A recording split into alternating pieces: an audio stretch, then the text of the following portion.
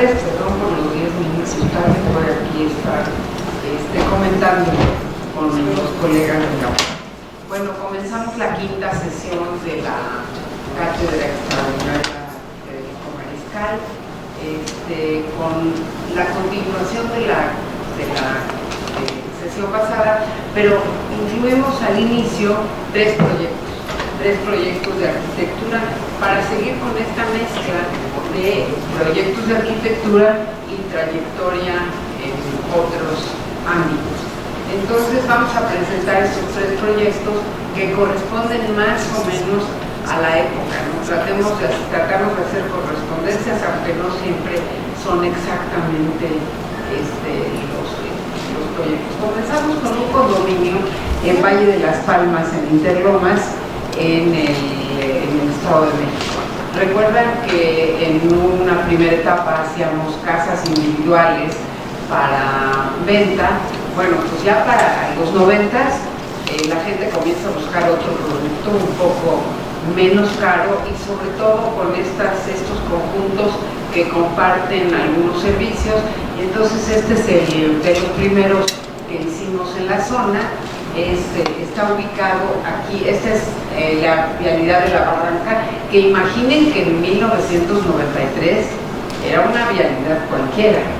Aquí ahora enfrente tiene ese centro comercial gigantesco que se llama Paseo Interlomas, pero antes no había nada de esto, era una zona totalmente, como ven, residencial, y se esperaba que del otro lado fuera residencial, pero bueno, ha evolucionado y de la vialidad se entra a una pequeña glorieta y ahí el terreno era este terreno trapezoidal donde desarrollamos 6 casas, ahora de un modelo muy diferente porque son los que se llaman casas pegadas o casas en línea, que comparten toda el área de estacionamiento y el acceso, y sí, cada una tiene un pequeño jardín, pequeño, pero al fin tiene cada una su jardín.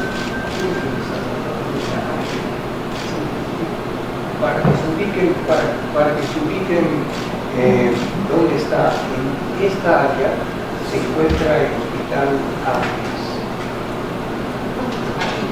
En esta esquina, una esquina aquí se encuentra el Hospital Ángeles, y aquí está el centro comercial, Paseo Interlomas. Que todo eso no existía en 1993, ni siquiera habían planes para que hubiera ahí un hospital o un gran centro comercial. Se suponía que era una zona solamente residencial. Ahora sí, si quieres, vamos con la maqueta. Bueno, una vista de la maqueta que hicimos. Como ven, aquí está la zona del acceso, la zona de los estacionamientos, que era muy importante porque aquí hasta hoy solo se puede llegar en coche.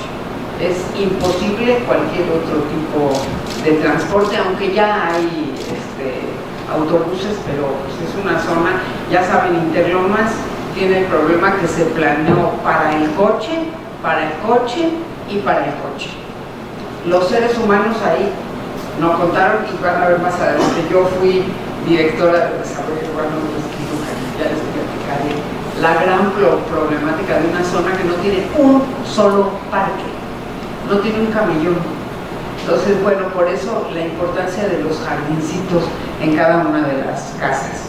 Y bueno, ahí ven la imagen un poco muy contemporánea, pero con techos inclinados que les gustaban mucho en la época.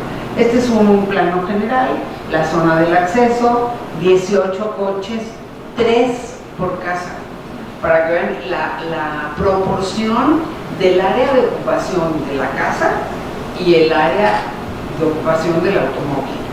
Y bueno, pues son las 4 casas del medio son iguales y las esquineras son un poco diferentes para tomar la morfología del terreno. Y lo que intentamos hacer fue generar una imagen que fuese un poco diversa en cada una de las casas. Manejamos las esquinas en una forma totalmente diferente, pero para darle continuidad hicimos una continuación de las claves para generar también una imagen de varios planos. Este fue el resultado final de del proyecto, en donde tenemos una morfología de dos casas que tienen los techos inclinados y 4 casas con techos planos. Y tratando de buscar una diversidad para que no exista a pesar de que tenemos un prototipo, que no dé la imagen de que estamos repitiendo la misma casa, sino lograr una diversidad de imagen. Esta es la planta. ¿Quieres regresar a la anterior para dos? Regresa. ¿Esta o la otra? No, esta está bien.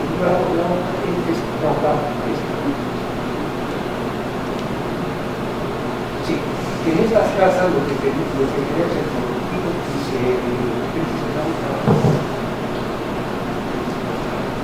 que es esta parte que hay que pensar. No, aquí. Sí, los accesos los teníamos en esta área. Tenemos el acceso, tenemos el vestíbulo, tenemos la estancia comedor, la circulación vertical y un desayunador en la parte frontal. Para diferenciarlas, también lo que hicimos fue tener unas penetraciones diferentes en estas casas, que tenemos aquí una doble altura, para poder generar esta penetración de luz central y lateral que teníamos en esta área. En la planta alta, pero creo que esto se ve mejor en esta, donde está la descripción de uno de los 4 prototipos que son iguales. Sí, este viene siendo el prototipo. Tenemos el acceso, tenemos el vestíbulo, tenemos el desayunador, tenemos cocina, estancia, comedor, la circulación vertical. Teníamos un gesto para el medio baño toilet en esta área. En la planta alta subíamos la escalera, teníamos la recámara principal con su gran vestidor, teníamos ubicado en esta área la zona de baño, la zona de lavabos, la zona húmeda. 2 recámaras adicionales, con un walk-in closet y un baño completo. Y en la tercera recámara también viene con su closet y su baño y su baño. Tenemos una sala de TV, donde tenemos una doble altura, en donde se hace la integración espacial, cosa que siempre hemos buscado a través de los proyectos. Bueno, aquí algunos de los croquis iniciales, van a ver que hay varios proyectos, el que vieron fue el final, pero estos son algunos previos. Bueno, y esta es la casa de esquina. Esta es la casa de esquina, donde se pensaba que diseñó un vestíbulo. Este no fue el proyecto final, fue parecido, pero no fue el proyecto final. Donde tenemos el acceso, tenemos el toilet, tenemos aquí un desayunador, tenemos aquí el estudio, la sala, el comedor, la cocina, y teníamos cubierta esta zona con el desayunador. En la parte de la azotea únicamente tenemos los servicios, el cuarto de servicio. Y las losas inclinadas y todas las penetraciones de la luz vital que tenemos diseñadas en las casas. Bueno, y aquí van a ver una diversidad de imágenes, porque estábamos buscando una expresión para estas casas. Y bueno, esta es una de las primeras imágenes que creo que afortunadamente no hicimos, la descartamos. Sí, tenían demasiados elementos semibarrocas, algunos elementos que ya no se pudieron hacer por el costo, que eran las terrazas verdes que habíamos pensado en el inicio. Estos eran los croquis iniciales que hicimos, en donde, como les comentaba, tratamos de lograr una integración de los elementos constructivos, esa trave que siempre la corremos, para generar un espacio virtual de acceso y tener unas penetraciones y tener una transparencia y planos diferentes. Los planos generalmente que iban en las partes posteriores, siempre les hemos dado color. Y bueno, algunos datos de la normatividad de la zona. El terreno tenía 1.500 metros cuadrados. La superficie total construida de las 6 casas son 1.462 metros cuadrados, como vieron en 3 niveles, planta baja, la planta que es la sala, comedor, etcétera, la segunda planta, las 3 habitaciones, y la última planta y azotea, que es el cuarto de servicio. Cada una de las viviendas centrales tiene 240 metros cuadrados y las viviendas de las esquinas, cada una tiene 220 metros cuadrados, un poquito más pequeñas. Y bueno, aquí más croquis. Este viene siendo el croquis. Sí, este fue muy similar al que se original, en donde se puede ver el conjunto con las diferentes volumetrías que estábamos buscando. De origen habíamos pensado tener este volumen que era doble altura en bloc de vidrio, pero decidimos en el último momento, ya en obra, hacer otro esquema de ventana. Estos fueron otros estudios que se hicieron sobre estas mismas casas para ver el proceso de diseño que estábamos haciendo. Y se los mostramos porque no nos quedamos nunca con el primer croquis, sino seguimos trabajando hasta madurar el proyecto. Sí, muchas veces los arquitectos, por hacerlo muy rápido, ya el primer croquis y de ahí nos vamos la primera idea. Yo creo que hay que dejar que madure, ¿no? Volver al terreno, volver al análisis del proyecto y finalmente llegar al resultado final. Y ese fue el resultado final del proyecto. Que en lugar del bloc de vidrio hicimos estas ventanas verticales en un espacio de doble altura. Aquí es donde se ve el bloque de vidrio, que era una solución primaria. Nos fuimos por esta alternativa. Y bueno, otra vista de la maqueta, y les pedimos una disculpa, no tuvimos tiempo de ir a ver las casas, porque ya saben, es tardado, hay que ir, hay que tocar, hay que pedir que si son tan amables de dejarnos entrar, que esté un dueño en la casa o una dueña para que nos dejen entrar. No hubo el tiempo, la verdad es que nunca pensamos todo el tiempo que nos toma preparar cada una de las sesiones, pero lo hacemos con mucho entusiasmo. Entonces les debemos las fotos de estas casas y logramos. Bueno, y este es otro condominio que también hicimos unos años después. Este es de 1998, el otro es de 93, y quiero decirles que tenemos la maqueta, tenemos las fotos y no encontramos ni un solo plano. Es increíble, por más que revisamos en los archivos, habrá que hacer una segunda revisión, no aparecieron los planos.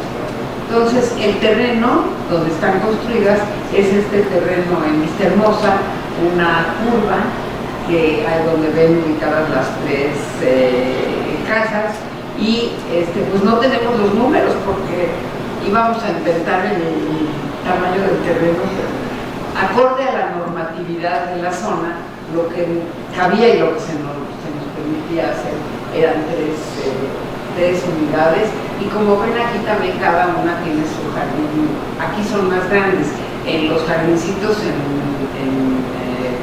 en Interlomas eran más pequeños, pero la gente los disfruta horrores, porque ahí pone la mesa para la comida del domingo, o ahí pone el columpio para que los niños jueguen, o cualquier otra cosa.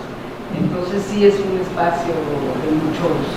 Y aquí ven, esta es la maqueta, pueden ver que es exacto el terreno, exacta la maqueta, tiene su zona de acceso, las zonas de estacionamiento, las 3 casas, y pues los planos desaparecidos. Pero la maqueta la tenemos, está en la oficina y lo tenemos.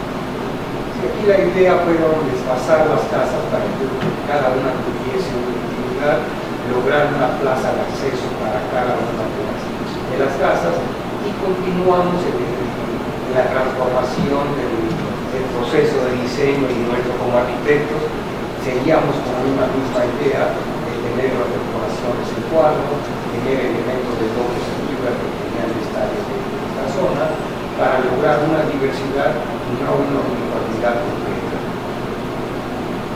Ese es el proceso de construcción, donde se ve los materiales que utilizamos todo lo que fue cuartelón de barro para todos los interiores y exteriores, y damos la idea de la volumetría que se estaba logrando. Estas son las casas ya construidas. Y estas son las casas ya construidas, donde cada una tiene una plaza, los desplazamientos vienen en este nivel. Este espacio es un espacio de doble altura, y tenemos aquí en esta área tienen recámaras y tiene el acceso para la cocina. Bueno, y ahora les vamos a presentar este, que es un proyecto que nos pidieron del ISSSTE, un proyecto de clínica de barrio. Es un proyecto piloto que pretendía repetirse muchas veces. Entonces, la idea de eso era generar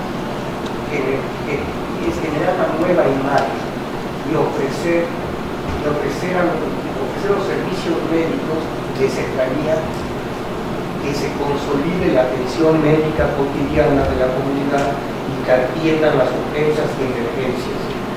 Y lo que nosotros propusimos fueron espacios amables, eficientes y atractivos, con una modernidad, haciendo el cambio de todo tipo del modelo que tiene el ISSSTE en este momento. Esta se considera una infraestructura de primer nivel, es una unidad familiar fundamentalmente. Estas vienen siendo las áreas en las cuales dábamos nosotros la opción de servicio, era la consulta familiar, la medicina preventiva, odontología, pediatría, ginecología, psicología, urgencias. Había un espacio de imagenología y el laboratorio de patología. Fundamentalmente este era el programa que teníamos que resolver. Lo que ISSSTE quería es, además de tener los grandes hospitales, tener unas pequeñas clínicas de barrio que tuvieran esta relación con la gente en su propio barrio. Entonces eran clínicas pequeñas, 1.500 metros cuadrados construidos, y algunas por especialidades, ¿no? Podía ser que una se dedicara solo a ginecología y pediatría, y otra fuera de otras de las especialidades que mencionó, psicología, y por supuesto áreas de urgencias. Y entonces la imagen, como querer una nueva imagen, una imagen mucho más contemporánea, pues era una imagen más tecnológica que respondía más al fin de los 90s, no recuerdo el año, es 2005, entonces ya a nuestro siglo, del siglo XXI, que diera esa imagen de que el ISSSTE se ponía al día en todo, no solo en los servicios médicos y la calidad médica, sino también en los espacios y en la morfología de los edificios. Y por eso la construcción de concreto y acero. Sí, era fundamentalmente una estructura de acero que ya venía fabricada. Teníamos unos perforados de concreto en toda la parte exterior, combinándolo con pequeñas franjas de cristal para poderlos ubicar en diferentes climas del país. Y lo que teníamos sí, tratamos aquí de generar una imagen mucho más institucional, empezar a crear una marca, una imagen institucional de estas clínicas de barrio para que tuviesen la presencia primero, una escala importante para darle importancia a la clínica y que se diferenciara de todos los otros edificios que tenían alrededor de ellos. El proyecto fundamentalmente se consiguió a través de un atrio. Desde la planta baja se entraba en esta zona, se tenía la recepciones y controles, se pasaba. Esta era una farmacia que estaba abierta tanto al público como a los usuarios internos y a los médicos. Teníamos la zona de cubículos, en la parte posterior teníamos sanitarios, teníamos abierto en esta zona un espacio central para captar luz en el interior y poderlo utilizar también con un sentido de sustentabilidad. Y en la parte posterior tenemos un cuarto de máquinas en planta baja, tenemos una escalera de médicos en la parte posterior, que subía a la zona de médicos, baños y médicos en la parte de esta área, pudiendo tener en esta área la zona de baños, la zona de cubículos que vienen en esta zona, y aquí teníamos la zona de imagenología para poder tener la zona de médicos y el laboratorio en esta área. Aquí la idea era generar este atrio en donde tuviésemos una integración hacia el clima, de sustentabilidad. Teníamos células solares para generar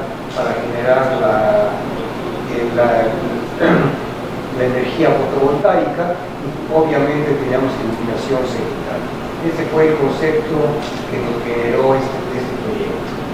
Y que claro, les gustó mucho, pero con los cambios que hay en nuestras instituciones, les gustó, lo aprobaron, íbamos a construir el primero aquí en el Distrito Federal, y bueno, ya no se pudo concretar porque cambió el director del ISSSTE, y entonces ya no le pareció que era un emprendimiento importante, y pues se quedó el proyecto. Pero sí, para nosotros era muy importante la parte de sustentabilidad, porque vamos a tantos hospitales que no tienen prácticamente ventilación. Y es claro, 2005, pero ya sabemos que las áreas sin ventilación son súper tóxicas y contaminantes. Entonces, por eso generamos, para comenzar, el diente de sierra, y bueno, tener los colectores solares y tener esta abertura en la techumbre que permitiera en los meses de invierno que saliera el calor, en los meses de verano, perdón, y en los de invierno que pudiera captarse algo del calor solar, que pues en la Ciudad de México siempre tenemos.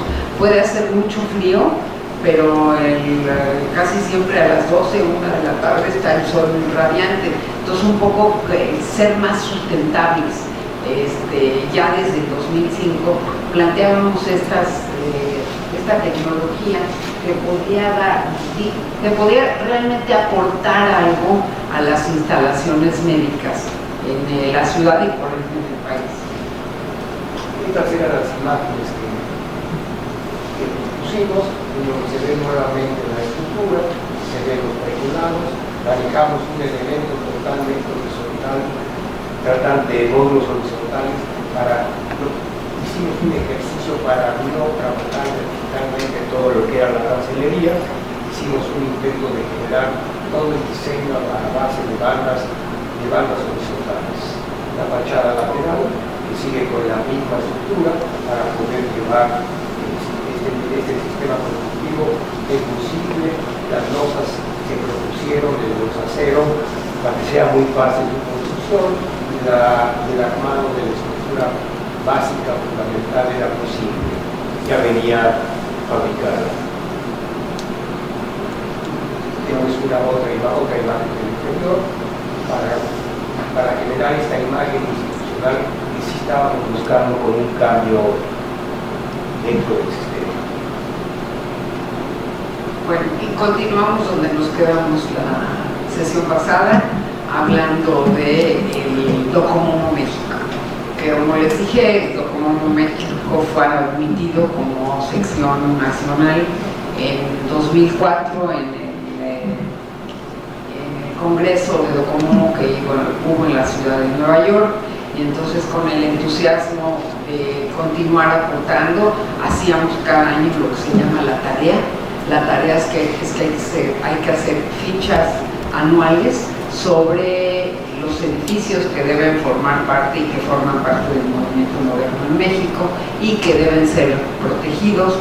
Y finalmente en 2010 hicimos el Congreso Internacional aquí, en la Ciudad de México, aquí en la UNAM. La presidenta era Luis Noel, y la verdad es que el Congreso fue magnífico. El tema del Congreso fue vivir en la ciudad moderna, que bueno, haciéndolo en la UNAM ya por aquí comenzaba el tema de vivir en la ciudad moderna.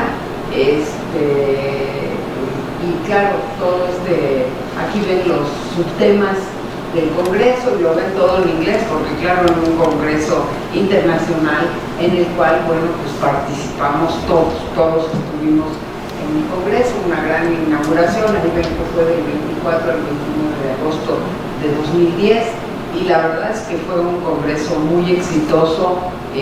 México siempre es muy atractivo para venir y visitar para los extranjeros, pero también para venir y visitar el resto de la República. Entonces tuvimos una inauguración muy significativa. Ahí ven un presidium enorme con las autoridades de la UNAM, con las autoridades de cultura. Está Consuelo Sáizar, ahí está Luis Noel, bueno, no los reconozco a todos, pero bueno, fue una inauguración. Esta es la presidenta en ese momento de la Unión Internacional de Arquitectos, Louise Cox, que también vino porque ella siempre estuvo muy interesada y sigue interesada en la protección del patrimonio contemporáneo. Y bueno, algunas de los eventos durante el Congreso, no me acuerdo su nombre, pero es el presidente que fundó Docomomo en Holanda, y bueno, varios de nuestros visitantes nacionales y algunos internacionales. Esta es la presidenta que acaba de salir de presidenta, ya terminó su periodo, portuguesa, Ana Tostores, y bueno, algunos más, ¿no? Y ahí ven que está Ricardo Legorreta. Sí, fue un congreso de altura con mucha gente participando. Y bueno, seguimos participando en Docomomo Internacional y yo por aquí apunté la nota, pero luego se me olvidó. En 2006 o 2007 le dieron la medalla de oro del Royal Institute of British Architects a Joseph Rikberg, además director del Consejo Internacional de Críticos de Arquitectura, el SICA, y por iniciativa de Luis Noel. Entre las dos fuimos las editoras de este libro escrito por Joseph Rikberg, que se llama Critical Juncture, ¿no? La encrucijada crítica del movimiento moderno, que fue presentada en un simposio, y para ese simposio nosotros ya teníamos el libro, lo llevamos y tuvo gran éxito la participación de México en un simposio en Inglaterra, además publicando al ganador de la medalla de oro, que quiero decirles, por primera vez en la historia del Royal Institute of British Architects fue un crítico de arquitectura. Se lo habían dado a arquitectos, a historiadores, pero nunca un crítico. Entonces fue interesante ver esta nueva faceta del Royal Institute of British Architects. Estos son algunos de los que participamos en el simposio, y aquí con el presidente en su momento del Royal Institute of British Architects, que claro que nos recibió para agradecer el gesto de México ante este evento, que la medalla de oro la da el Royal Institute of British Architects o Instituto Real de Arquitectos Británicos, pero lo entrega la reina. Entonces claro, nosotros tuvimos al simposio, pero a la entrega con la reina no. Son como eventos muy bombantes.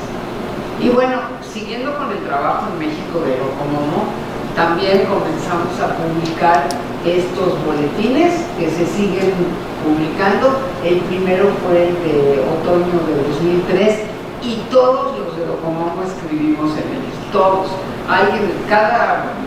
Salían cada 4 veces al año, 2 trimestral, y cada quien pues escribía de los temas que le interesaban. Aquí escribe Lourdes, ya entonces, ¿en qué año? 2003-2004, sobre los archivos de arquitectura. Entonces, los temas siguen vigentes. Otros boletines donde escriben, ahí pueden ver los nombres de todos. Ahí está algunos más, yo no alcanzo a ver muy bien, pero ustedes los ven. Aquí escribe Alejandro Ochoa, por supuesto, sobre los cines, su tema, y escribe Fernando Winfield, obviamente sobre Veracruz, cada uno en el tema en el que se desarrolla escribía en los boletines.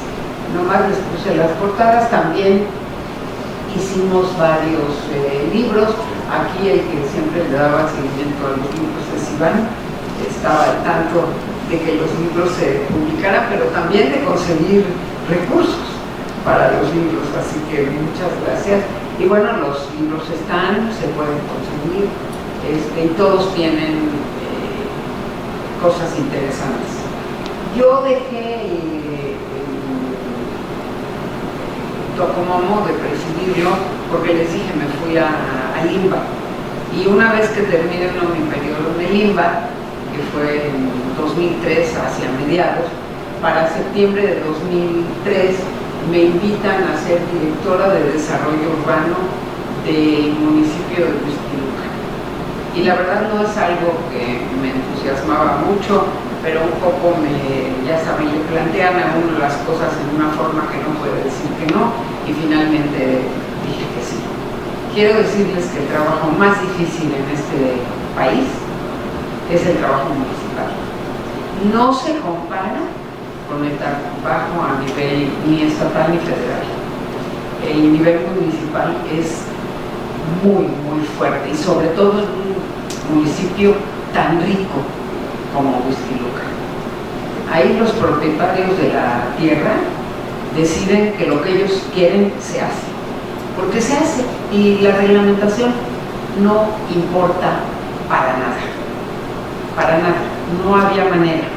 Entonces, por eso Huixquilucan, les dije, es un lugar donde no se puede circular, no hay parques, no hay un jardín, no hay un camellón, todo se lo comen los automóviles, y las vialidades son mucho, pero mucho peores que en casi cualquier lugar del país, porque los coches no caben. Entonces yo creo que a Interlomas le deberían de cambiar de nombre, y se debería llamar Interlocken, porque todo es un lock, todo está bloqueado totalmente. Un trabajo muy, muy complejo, pero que me enseñó mucho. Estuve solo un año, de septiembre de 2003 a septiembre de 2004, dije, aquí no sigo, porque la presión, de veras, de los agentes interesados en el sitio son enormes. Bueno, y sí, hice muchas reuniones con desarrolladores, con constructores, tratándoles de explicar que no se puede vulnerar en esa forma el reglamento de construcciones, porque en general, y aquí se permitía construir mucho, en un terreno de 5.400 metros cuadrados, se permitían hacer 30 departamentos de 90 metros cuadrados o 15 de 180.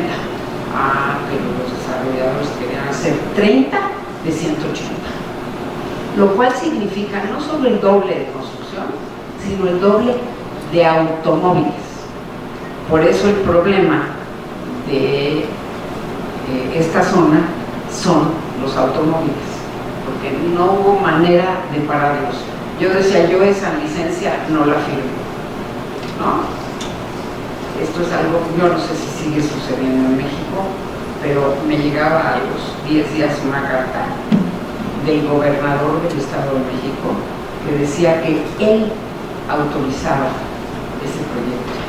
Y entonces yo, pues ingenua, al principio dije, no, pues yo no lo firmo. Me dijo, no se equivoque, arquitecta. Si usted no lo firma, es penal. Ahí se ve. Dije, es penal, aquí firmo, rapidito. Y al tercero que tuve que firmar fue cuando dije, yo aquí no quiero estar, porque no quiero ser parte de esta destrucción urbana de una zona que podría haber sido una muy buena zona. Entonces, esos son los problemas a nivel municipal, que hay muchos niveles encima del funcionario. Está el nivel municipal, está el nivel estatal, y podría estar también el nivel federal. Bueno, pues ahí ven las juntas, más juntas, aquí es con el regidor, con el síndico, con los regidores, tratando de hacerles entender. Bueno, un regidor llegó y me dice, ay, arquitecta, me tiene que dar este permiso para construir una concretera aquí en medio de las casas. Dije, ¿cómo cree usted que una concretera en medio de la zona habitacional? Sí, porque ahí me queda muy bien, porque ahí puedo distribuir. Esa sí no la firmé. Ya fue cuando ya me dije que la firmé, quien quiera yo. Pero también hice cosas interesantes, porque ya que estamos ahí, hay que aprovechar lo que se puede. Y yo tengo todavía, pero tengo una relación estupenda con el director del Graduate School of Design de Harvard. Y le dije, oye, ¿por qué no te organizas un taller? Conseguimos los fondos aquí en México para que vengas con 6 o 8 alumnos y hagan un taller sobre diseño urbano. ¿Qué harían en Whisky Lucan? Y me dice, oye, me parece bien, pero tú consigues los fondos. Pues sí, vamos a ver cómo le hacemos. Bueno, pues ahí está, este era el presidente municipal, este es el director del Graduate School of Design, este es el señor Fontanet, que apoyó con recursos porque sí le interesaba ver qué iban a decir los de Harvard sobre Whisky Lucan. Entonces, bueno, ahí está el director con sus alumnos y claro, mucha difusión porque al presidente municipal le parecía una noticia maravillosa que vinieran de Harvard a estudiar Whisky Lucan. Y bueno, esto es lo que comenzaron a estudiar. Esto es lo que no se conoce ahora, no de Interloma, sino de todo el municipio. Son pues estos desarrollos que comenzaron informales y se volvieron formales, y entonces ahí vemos las construcciones, las calles de tierra, ahí están pues, estas construcciones muy básicas y calles de tierra. Bueno, este es el director haciendo croquis para explicarles a los alumnos el potencial de esta zona, cómo podría utilizarse en una mejor forma. Y bueno, ellos comenzaron con este análisis, les paso muy rápido algunas porque se me hace que son ejercicios que si escucháramos, de veras podríamos. No es que en México no lo sepamos, si se lo hubiéramos pedido a la escuela de urbanismo aquí, también el resultado sería parecido. El tema es que no nos hubieran hecho caso. Y pues no hubo una forma de que nos hicieran caso, que igual no nos hicieron caso, fue hacer este ejercicio. Entonces, claro, comenzaron con los temas de desigualdad y lo que ya sabemos. La población con primaria de mayor de 12 años era 37% en 2004, 2005. Y la población con educación superior de más de 12 años era de 17%. O sea, una gran desigualdad cuando sabemos que uno de los instrumentos más importantes de igualdad es la educación. Y bueno, comenzaron a analizar los tipos de vivienda por salario mínimo y aquí ven cómo está en el Distrito Federal y cómo está en Whisky Lucan. Por supuesto, una mayor desigualdad en estas zonas. La vivienda media es muy poca, hay mucha vivienda informal y también más vivienda residencial que en la Ciudad de México. Bueno, algunas de sus gráficas y qué decían ellos que hay que hacer. Pues que hay que hacer estos rescates de lo que se llama la quinta fachada. Estas casas informales no tienen jardines, entonces hazles el jardín en el techo. Un poco lo mismo que dice Charles Correa, que la riqueza de los pobres está en el cielo, porque su terraza su azotea es una terraza donde se puede disfrutar la ciudad.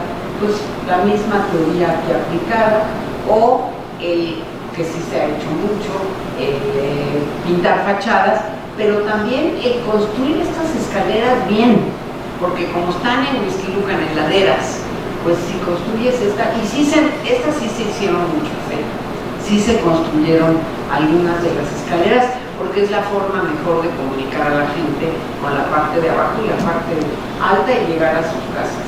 o rehabilitando, esta fue la parte más interesante, rehabilitar el paisaje natural, que las calles tuvieran árboles en las banquetas y árboles en los camillones.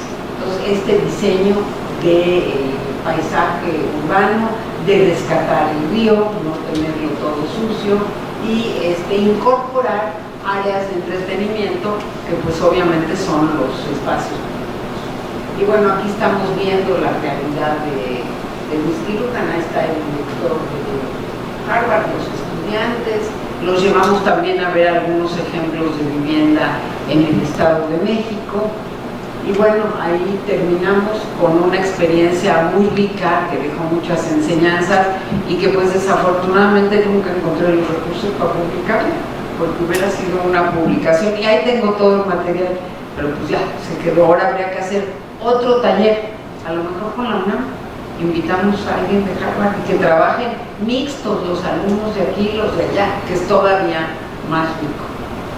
Pero bueno, esa fue la experiencia muy triste en Whisky Lucan y la experiencia muy satisfactoria. Y en 2007 me invitó el presidente Calderón a ser subsecretaria de Desarrollo Urbano y Ordenación del Territorio y permanecí los 6 años en esa subsecretaría. Y no sé si alguna vez han visto un nombramiento a ese nivel, subsecretario y secretario, firmado por el presidente. Bueno, pues nomás como material interesante. Y aquí les platico cómo estaba la subsecretaría. Es Sedesol. Hay un secretario o secretaria y tuve 3 jefes: Beatriz Zavala, Ernesto Cordero y Heriberto Félix. Estas son las otras, son 3 subsecretarías, porque ahora ya cambió esta organización. La subsecretaría de Prospectiva y Planeación y Evaluación, que es la que ve el plan de futuro y la atención a grupos sociales, y ahí estuvieron 2 subsecretarios.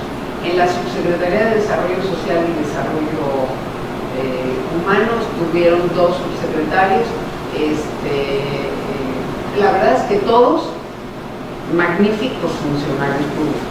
Y esta subsecretaría, que si ven encaja muy difícil con las otras, porque aunque sí es de desarrollo social, no es únicamente de desarrollo social, sino atiende al territorio, que es la Subsecretaría de Desarrollo Urbano y Ordenación del Territorio. Y esta se convirtió al siguiente sexenio en secretaría, porque tenía que tener su propia jurisdicción. En el caso, por ejemplo, de Beatriz Zavala, me decía: ¿y tú por qué estás aquí? ¿Por qué estás en Desarrollo Social? Porque aquí está la subsecretaría. Porque era para ella difícil comprender cómo el desarrollo social urbano, el mejoramiento de las zonas urbanas, sí ayuda y significativamente a la población de menores ingresos.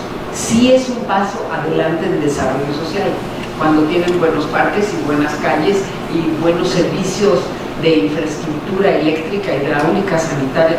Todo eso es un plus, pero es un reto complejo el haber estado ahí. Y bueno, esta era la subsecretaría. Yo tenía varias áreas, no pude ponerles todas porque hubiera sido una bota muy grandota, pero los más importantes eran la Dirección de Desarrollo Urbano y la Dirección de Ordenamiento Territorial. Esta atiende la atención a desastres, el cuidado del patrimonio, y los programas más importantes que tuve fueron Hábitat y Rescate de Espacios Públicos. En la Dirección de Ordenamiento Territorial fomentamos los observatorios locales urbanos, los INPLANES y la planeación urbana, y de todo esto hicimos un poco.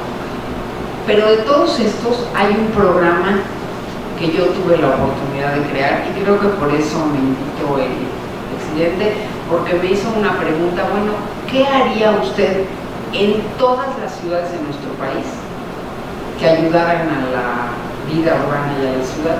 Y le dije: un programa de rescate de espacios públicos. Entonces, este programa se creó cuando yo llegué a la Secretaría. No me dieron fondos ilimitados, pero sí había fondos, y establecimos las reglas de operación, porque estos programas solo funcionan cuando hay reglas de operación muy claras.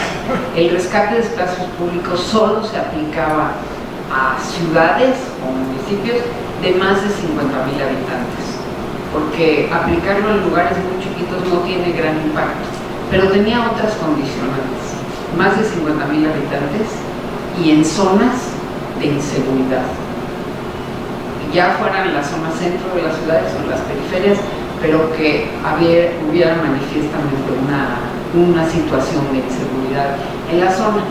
Entonces, otros temas que tratamos, pues claro que el desarrollo urbano, que requiere la interrelación de escalas de planeación, la calle, el barrio, la colonia, la alcaldía, la zona metropolitana, las regiones y el Estado. Y a todos los niveles logramos hacer planes acordes a las peticiones también municipales y estatales de las ciudades del país. Y lo mismo, implementamos ideas, teorías y conceptos que pensábamos y que aplicamos en todos los lugares: el desarrollo urbano y la vivienda, que pretendían, no se los voy a leer todos porque los tienen, y todos son muy importantes, distribuir jerárquicamente los equipamientos. Y el último lo menciono porque ya en 2007 hablábamos de un metabolismo circular en lugar de un metabolismo lineal, y es lo que hoy se llama reciclaje. Es el mismo término.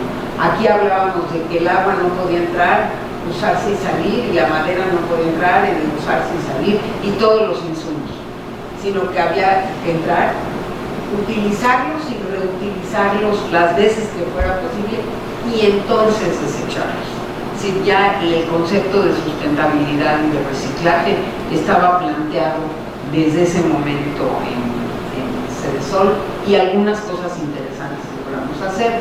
También participamos con los parlamentarios por el hábitat, y una de las primeras conferencias que hicimos en México con ellos fue en Monterrey, y vean el título: The State of Safety in World Cities, la seguridad en las ciudades del mundo.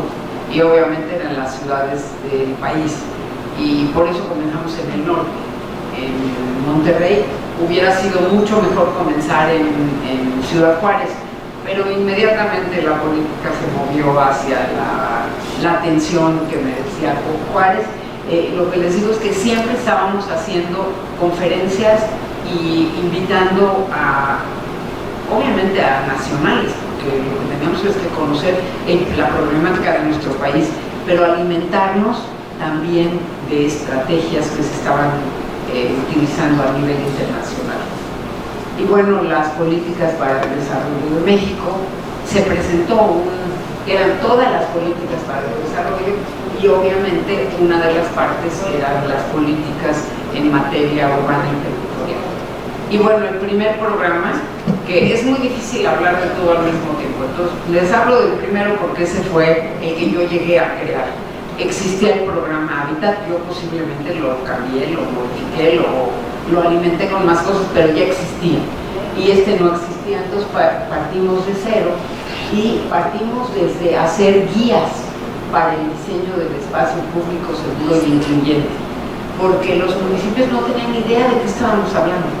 Entonces había que hacer conferencias y distribuirles materiales, y entonces hicimos esta guía, incluso con ONU Hábitat, para que tuviera todavía mayor credibilidad. Esta es otra guía que hicimos ya en 2010, también sobre el espacio público seguro, incluyente, sustentable. Y bueno, aquí solo algunos conceptos que manejábamos todo el tiempo. El espacio público es el área microscópica a la que todos tenemos acceso y derecho de disfrutar. Y bueno, dice Jordi Borja que el espacio público es la ciudad. Sí, es donde nos movemos en la ciudad, y el espacio público incluye la calle, todo es espacio público. Este es uno de los parques que mejoramos aquí en la ciudad, el Parque Caneguín. más dichos, ¿no? El espacio es la gran sala de reunión, de encuentro, de tertulia, de paseo para todos los ciudadanos. Y esta es la Plaza Bicentenario que rescatamos en Colima. Comenzamos además a meter muchas cosas lúdicas. El espacio público también debe ser divertido para que quieran ir los niños, los jóvenes. Entonces comenzamos a usar chorros. Imagínense que estos ya los construimos en 2008, luego se pusieron muy de moda. Rescatar parques, por ejemplo en Mexicali, Baja California, y en unas buenas ciudades donde queremos estar afuera. Si vamos a las ciudades europeas, donde nos queremos tomar un café, pues afuera. Si se puede en la calle, si se puede en un parque, no queremos encerrarnos. Esa es la buena ciudad, donde queremos convivir con todos, por eso el rescate de espacios públicos. En zonas de barrancas, pues hacíamos graffiti con la gente del lugar. Ellos mismos proponían qué grafitis querían hacer, y esta es una unidad deportiva en Monterrey, en San Nicolás de los Garza. Deportivos, muchos pedían deportivos, porque sí, los chavos quieren, pero no hacíamos solo el espacio, sino les decíamos qué es lo que les gusta jugar aquí. Por ejemplo, les gusta jugar básquetbol. Entonces hacíamos las canchas de básquet, que esta no es, pero les regalábamos el día de la inauguración uniformes, pelotas, ¿sí? Que ya se organizaran, porque entonces se apropiaban del espacio. Y quiero decirles que las mamás mexicanas son increíbles. Ellas se encargaban de organizar a los equipos de 6 a 8 años, de 8 a 10 años, y organizar los horarios. Y bueno, el espacio público, que era un espacio inseguro, se volvió el lugar más seguro de la ciudad. Porque además, bien que sabían cómo tener fuera a chavos o chavas de conductas no deseables, les decían: tú aquí no te aparezcas por aquí, porque en ese momento llamamos a la policía y te mandamos que... Bueno, había una seguridad impresionante en estos espacios. Bueno, las estrategias para el desarrollo del espacio público, pues la primera era seguridad, que tuviera una vida intensa, actividades, bien iluminados, que se incremente la circulación de personas. A los malportados o delincuentes les gustan los lugares aislados, donde no hay nadie, porque ahí son el rey. Pero cuando hay mucha gente y hay mucha luz, no les gusta nada, porque son así como, se notan a leguas. No se acercaban aquí, se volvieron espacios públicos muy buenos. Este parque Granito, si me dan los seguros, les digo de qué se trata. Es como ver una cancha de fútbol y una cancha multiusos. Rescatamos en Juárez, hicimos un programa, todos lo conocieron, Todos Somos Juárez, y nosotros tuvimos a nuestro cargo rescatar 13 espacios públicos o construirlos y 11 centros de desarrollo comunitario, que es lo que hace el programa Hábitat. Bueno, pues al ir a inaugurar uno de los espacios, no a inaugurar, a revisar que todo estuviera bien para la inauguración, íbamos en el coche y de repente hay un grupo de niñas, más o menos entre 12, 13 años hasta 17, 18. Y entre todas cargaban una cartulina así grande que tenía dibujado con un trazo de ellas una cancha de fútbol y unos juegos para niños. Entonces yo cuando las dije: no, párense, vamos a ver qué.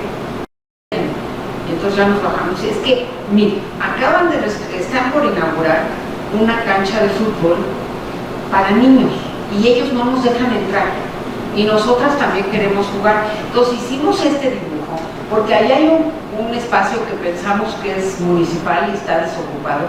Háganos también a nosotros nuestra parque. Le tomamos fotos a su dibujo, fuimos a averiguar si el terreno sí era municipal, el presidente municipal estaba de acuerdo. Hicimos un proyecto basado en el trazo de ellas, y entonces este es el de niñas, se llama el Parque Granito, porque la zona se llamaba Granito, y entonces ahí tienen su parque de niñas y su cancha de multiusos de niñas. Claro que luego se mezcla, pero la idea, bueno, todo querían pintarlo de rosa y todo estaba de rosa, perfecto. Si hay el parque que usan los niños, que haya uno donde que usen las niñas, de esas experiencias interesantes en Ciudad Juárez. Pero en todos lados hicimos parques. Este es en Veracruz, que no le pusieron el nombre, pero este era un barco abandonado en Veracruz, que no sabían qué hacer con él. Entonces nos ocurrió, ¿por qué no lo arreglamos y hacemos un parque y toda la gente puede visitar y todos los niños cómo es un barco? No, cualquier gente se sube a un barco. Bueno, tuvo un éxito también enorme el que pudieran entrar niños y adultos, todos, a ver un barco, a visitarlo de arriba abajo y que fuera parte de un parque con sombras, porque el clima tiene mucho que ver. En Veracruz no se puede estar a la luz, al rayo del sol, ni 5 minutos. Entonces hicimos algunas zonas de sombras con piedras donde se pudieran sentar. Y otros parques, ¿no? Parques donde había la ciclovía, calles seguras, vialidades seguras, calles, como les llaman, completas. En este no tuvimos nada que ver en el Madero, porque una de las zonas, porque era muy difícil trabajar, era con el Distrito Federal, no querían que apareciera el logo del Distrito Federal junto al logo del gobierno federal. Entonces, bueno, ahí medio los disfrazábamos, pero igual salíamos, no sé qué, no tan oficialmente, pero sí, cuando había dinero, claro que lo querían. Y esto, lo único que quiero enfatizar es que a la gente le gustan espacios donde caminar seguros, pero tienen requisitos, tienen que tener una cierta densidad para poder tener las plantas bajas activas, porque nadie camina por plantas bajas donde no hay nada. Queremos caminar donde hay una tienda y donde venden un helado y donde tomarnos un café y donde comprar una revista y donde comprarnos unos zapatos y donde, sí, se necesitan las plantas bajas activas. De ahí el éxito de Madero. Y claro, y si se puede, nosotros arquitectos, fachadas interesantes. Sí, a la gente le gustan las fachadas de Madero porque son súper interesantes y súper atractivas. Y bueno, otros parques hicimos muchísimos. En 6 años, 4.500 espacios públicos rescatados en el país.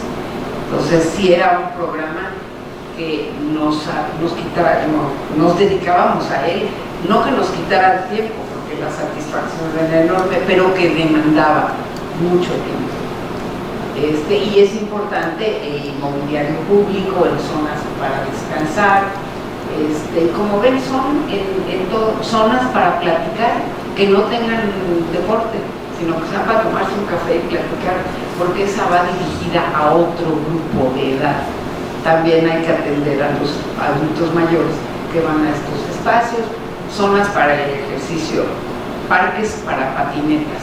Les quiero decir que en Durango rescatamos un parque que se llama el Parque Chiquis Cavada, y cuando les presentamos que pues, el espacio no es espacio de una cancha de fútbol, que íbamos a hacer una cancha de fútbol reglamentaria, porque además parte del programa era hacer muchas canchas de fútbol en un país futbolero. Y cuando se los presentamos a la comunidad, pues como que puras caras largas. Y sí, nos asesorábamos de gente que conoce del manejo de grupos sociales.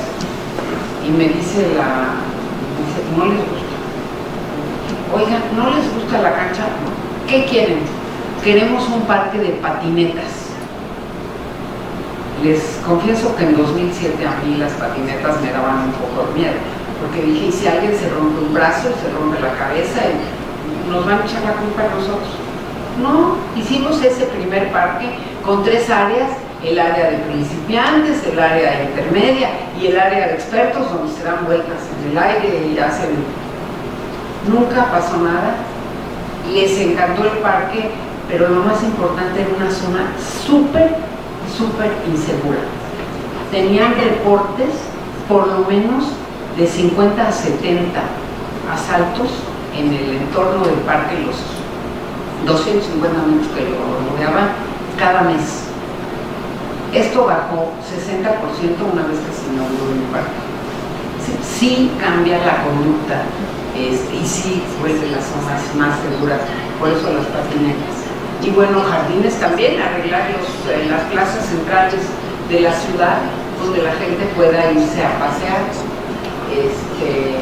Otro tipo, esta es una barranca en Tijuana y toda la barranca la hicimos con varias, esta es de la zona de juegos de niños, pero había un ajedrez gigante donde podían aprender ajedrez, había muchos espacios, como 7 espacios juntos uno al otro, los había para todas las edades. O estos aquí, en la Ciudad de México, la línea del ferrocarril, que la comenzamos a hacer nosotros y luego que bueno, la retomó la delegación Miguel Hidalgo y siguió con toda la línea del ferrocarril. Y finalmente publicamos este libro, a quien le interese, es El rescate de espacios públicos en 6 años, que rescatamos 4.500 espacios públicos. Y lo que sigue muy rápido, bueno, los logros, este es el parque de las patinetas, que les digo que tenía las áreas diferenciadas para cada, y otras cosas de juego también. Estas eran las de principiantes, esta la de intermedia y esta la de expertos. Y bueno, algunos de los resultados, se llamaba el PREP, Programa de Rescate de Espacios Públicos, fortaleció el capital social, la seguridad ciudadana, la cohesión y la participación comunitaria, y bueno, hicimos de todo, malecones, parques, es que la diversidad fue gigantesca. Les voy a decir que en Los Cabos también llegamos con un parque, con una cancha de fútbol y otra vez las caras largas. No, pues no les gusta, no. ¿Qué quieren? Separaron un grupo de chicos y chicas. Queremos un velódromo. Nunca habíamos hecho un velódromo. Dije, bueno, denos chance 3 semanas, vamos a analizar cuánto cuesta, porque obviamente para la cancha había un presupuesto y yo no sabía si iba a costar mucho más. No costaba mucho más. Hicimos el velódromo sigue ahí, y los chavos después de la inauguración, 4 meses después, eran la cuarta fuerza ciclista del país. Hay que hacer lo que quieran, porque eso es lo que van a usar. No preguntarle a la comunidad es un error grave. Los parques que ven que nadie los usa es que nunca involucraron a la comunidad. Cuando involucra uno a la comunidad del entorno inmediato, 500 metros a la redonda, ellos van a usar el espacio. Bueno, y estos son los resultados. La gente comenzó a ir mucho más al espacio público. Además, las dos cosas que consideran que son más, que dan mayor seguridad en la zona, una es el mayor patrullaje y vigilancia, y la otra es la construcción y mantenimiento de parques y canchas deportivas. Pues sí, porque ellos se apropian de ellas y entonces hay seguridad.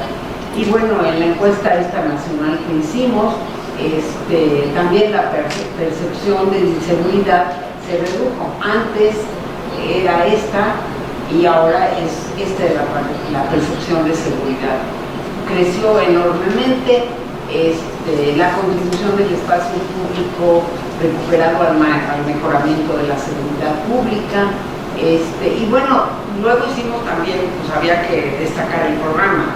Construimos en todos los espacios públicos 330 zócalos capitalinos, es decir, el tamaño de 330 zócalos, o plantamos 44,000 árboles, que equivalen no sé a cuántas hectáreas rescatadas de árboles, y los beneficiarios al final fueron 22 millones de personas en el país, equivalente a todos los habitantes de la zona metropolitana. Es decir, sí tuvo un gran impacto el programa. Bueno, tal impacto que han cambiado gobiernos y el programa sí. No se ha desechado el programa de rescate de espacios públicos. Bueno, ya me voy rápido, esto es más de lo mismo. ¿Qué otro programa era urgente, importante y que no se podía dejar de atender? La atención a desastres. Los desastres en nuestro país son recurrentes, son anuales, tenemos huracanes y tenemos sismos y lluvias extraordinarias y inundaciones y desbordamiento de ríos y deslaves de cerros, y todo hay que atenderlos. Y hay que atenderlos porque además es el dolor más fuerte de los habitantes de nuestro país. Cuando ven su casa inundada y todos sus bienes perdidos, hay que estar ahí para apoyarlos. Entonces, este fue el primer desastre que nos tocó, que fue una helada y lluvias en Coahuila, y entonces pues estábamos repartiendo cobijas. Pero al mismo tiempo había que ordenar, no sé dónde lo puse, no, viene más adelante, había que ordenar y que todo el equipo de Sedesol y de otras secretarías, porque esto es intersecretarial, conocieran la problemática. Entonces hacíamos estos seminarios de prevención a desastres. El tercero fue internacional, vino gente también de fuera. ¿Y qué es lo que queríamos aprender y que comprender? Uno, la gestión de riesgos. ¿Cómo se gestiona el riesgo para poderlo atender apropiadamente? El otro, orientar el desarrollo y crecimiento de las ciudades. Esto hasta hoy nadie lo entiende. No quieren relacionar, que bueno, está aquí un urbanista distinguido, la relación entre cómo desarrollamos las ciudades y el impacto que tiene en la propensión a desastres. Y por ahí les traigo alguna foto, no encontré muchas, pero hay. Mientras peor desarrollamos nuestras ciudades, más desastres. Tenemos que respetar zonas de la ciudad no urbanizables, y ahorita les voy a enseñar alguna. Bueno, esto es en la atención al desastre. También publicábamos estos folletitos y los distribuíamos en la Secretaría para que se enteraran de qué estamos haciendo. Miren, este desastre fue el primero enorme que me tocó en Tabasco. Yo creo que todos se acuerdan las inundaciones del 2007. Acabé viviendo en Villahermosa 7 semanas, porque hay que estar con la gente. Este presidente municipal, íbamos en una camionetota con ruedas gigantescas y él quería hablar con la gente que está aquí desde la camioneta. Y le dije, oiga, ¿no se va a bajar a hablar con la gente? Y dice, no, si está, ve hasta dónde está el agua. Y le digo, yo sí me voy a bajar. Me dice, ¿cómo se va a bajar usted? ¿No trae ropa para cambiarse después? No, no traigo ropa para cambiarme. Y no trae otros zapatos. No, pero yo me voy a bajar. Si usted quiere, se queda. Porque tenemos que demostrarle a la gente que estamos con ellos y hay que estar con empatía. Bueno, los pantalones, ¿se acuerdan que eran muy anchos abajo? Bueno, me los subí, por eso parecen shorts. Es el pantalón nomás doblado al revés. Y los tenis, pues se mojaron. Y a él no le quedó otra más que bajarse. Pero miren, estaba con su paño, no vaya a oler mal. No olía mal, estamos con la gente. ¿Qué parte de la empatía no entienden? Y este era el presidente municipal de Tenosique, que se bajó porque no hubo de otra, porque si se baja la subsecretaria, pues él se tiene que bajar. Pero ese es el nivel de falta de empatía que tenemos en el país. Y ¿saben qué? No se vale. ¿Qué importa si se moja un pantalón o unos tenis? Pues con el clima de Tabasco, si estuviera en Canadá, a lo mejor me preocupo, pero de otra forma, no sé cómo vamos con el tiempo. No, todavía tenemos un ratito. Bueno, algunos de los eventos no les puedo platicar todos. Ahí está en Baja California Sur, el huracán Jimena en Sonora, en Tlacotalpan. Así como acabé viviendo 7 semanas en Tabasco, acabé viviendo 5 semanas en Veracruz. Porque Tlacotalpan se inundó 2 veces en el mismo mes. Y había que atender a la población de Tlacotalpan. Repintamos todo Tlacotalpan, les dimos muchísimos apoyos. Ahí está, esto es en Tlacotalpan, la entrega de reposición de enseres, les dábamos un cheque para que compraran su estufa o compraran su lavadora o compraran su licuadora o lo que tuvieran que comprar. Y bueno, hasta pintar los muros en Veracruz me tocó, porque estaba el secretario y dice, todos a pintar, ahí vamos, a lo que hubiera que hacer para que la gente sintiera que había apoyo.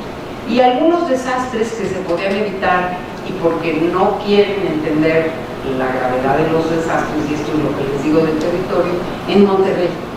Ven que aquí está construida una carretera en la margen del río, pues cuando se desbordó el Santa Catarina se llevó todo. Habían canchas de golf y no sé cuánto en el río, no pueden invadir el área del río. Y bueno, todavía si lo invaden con canchas o con cosas que no importa que se las lleve el río, está bien, y que además en huracanes no hay nadie ahí, pero no con vialidades. Luego también tenían una ciclovía que se la llevó por completo, y bueno, luego teníamos que ir a analizar terrenos, a ver dónde se podían construir viviendas, cómo reconstruir la ciudad. Y bueno, se los relato porque es la muestra de lo que hacemos muy mal en el país. Estos fueron los huracanes Ingrid y Manuel, que se juntaron desafortunadamente y crearon pues unas tormentas, unas inundaciones increíbles. Pero vean este mapa. Esta parte,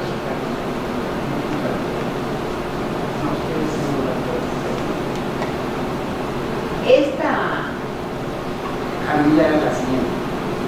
Esta franja en el mapa de 2002 de Acapulco, aquí dice claramente zona impactada por sembradíos y granjas cocoteras, y decía, no sé por qué no, decía no urbanizable. En el plano de la ciudad de Acapulco decía no urbanizable. Vean lo que pasó para el 2013. Todo lleno de casas, todas se inundaron. Entonces dicen, híjole, es que hay 20,000 casas inundadas.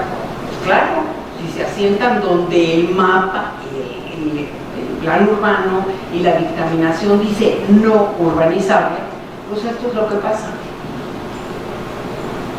Y esto es lo que no debemos hacer.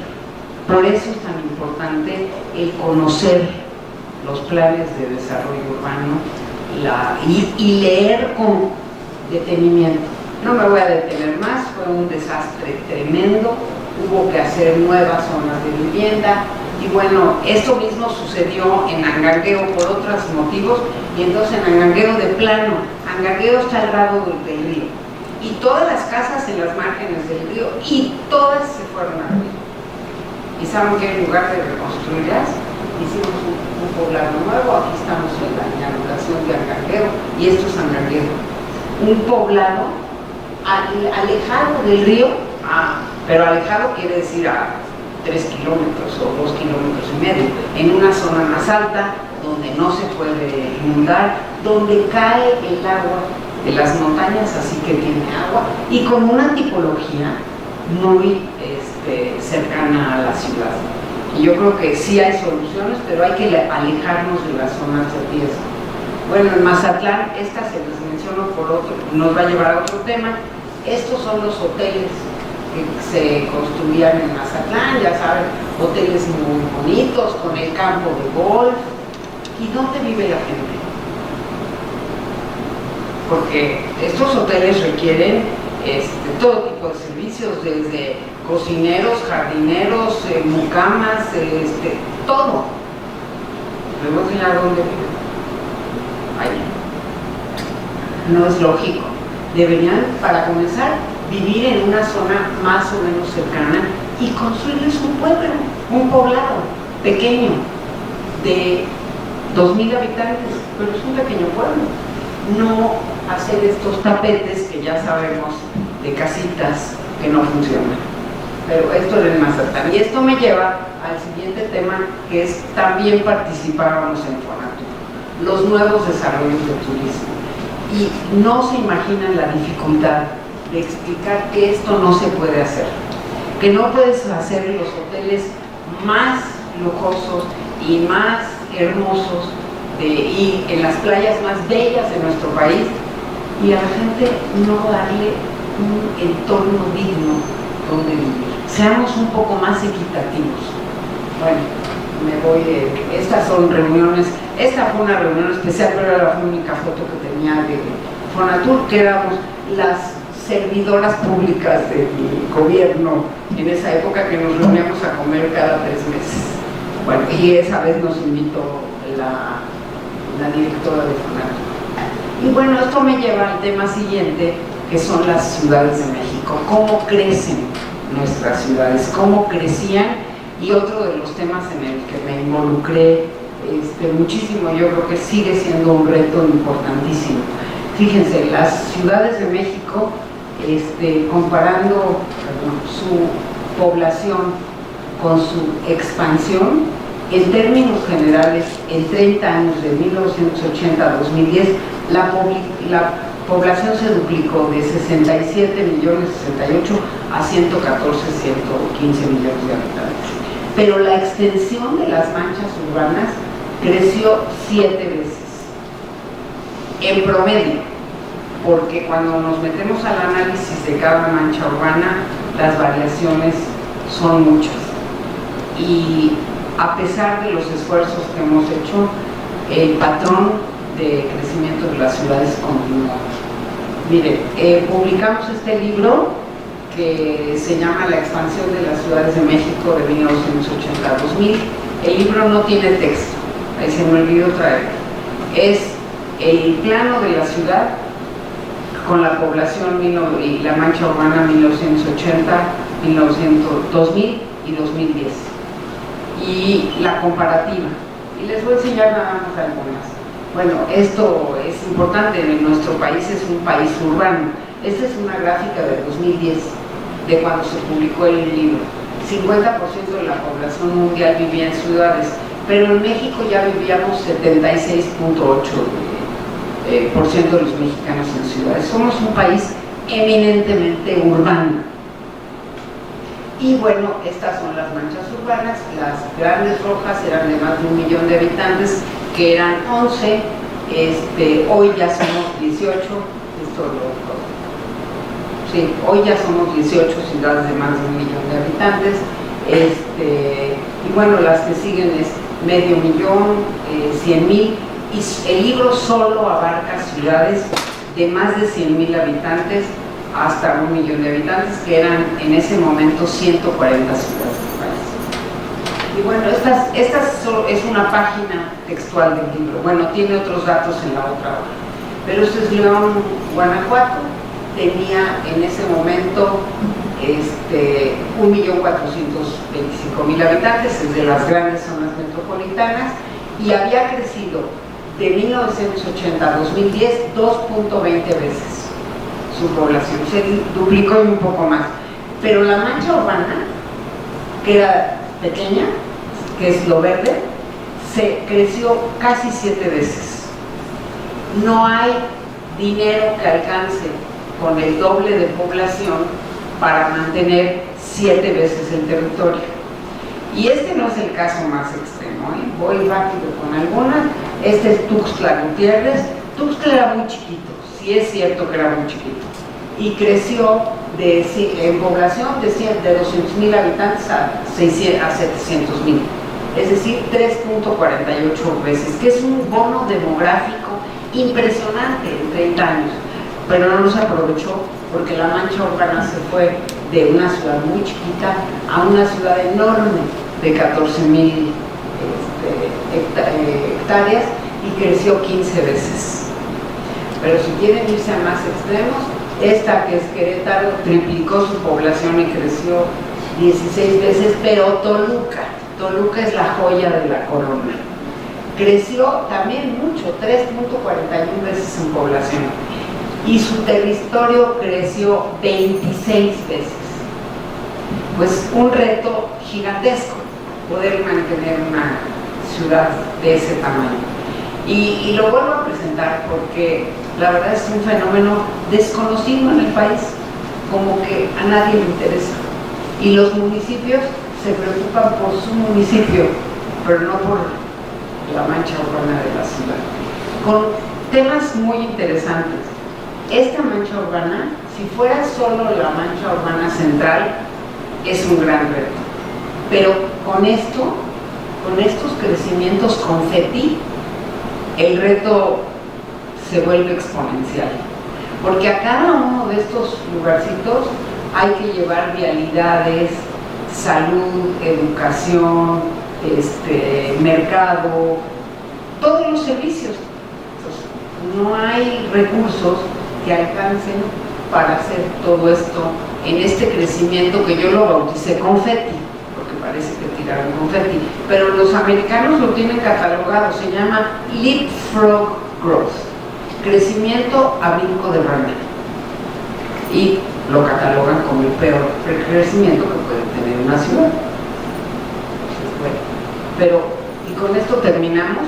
Esta es la zona metropolitana del Valle de México, porque obviamente les iba a interesar, que es una zona que en ese momento, 2010, toda estaba más controlada.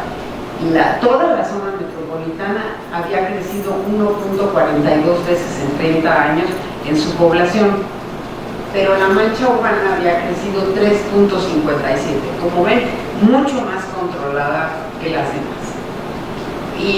Pero si pasamos a dividir el DF del Estado de México, ojo, el problema se nos viene encima. Este es el DF. El DF en 30 años no creció. Entre el sismo del 85 y la gente que se fue del Distrito Federal y que no tiene mucho para dónde crecer, no creció.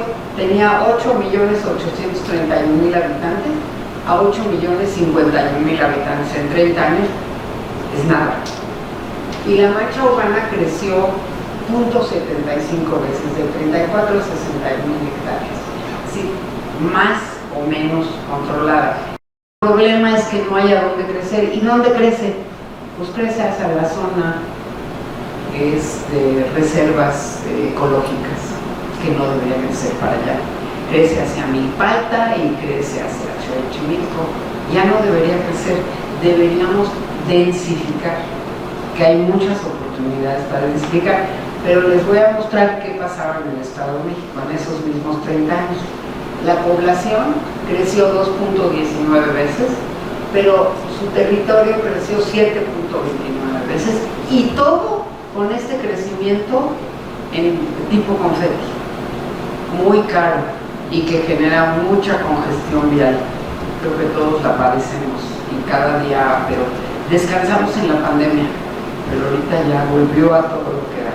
Y esto es la única que les traje el día de hoy, al día de hoy, es la zona metropolitana de la Ciudad de México. Sigue creciendo, la población poquito, porque creció de 20 millones en 2010 a 21.8 millones, que sí es 10% en 10 años, que no es nada poquito cuando hablamos de 20 millones de habitantes.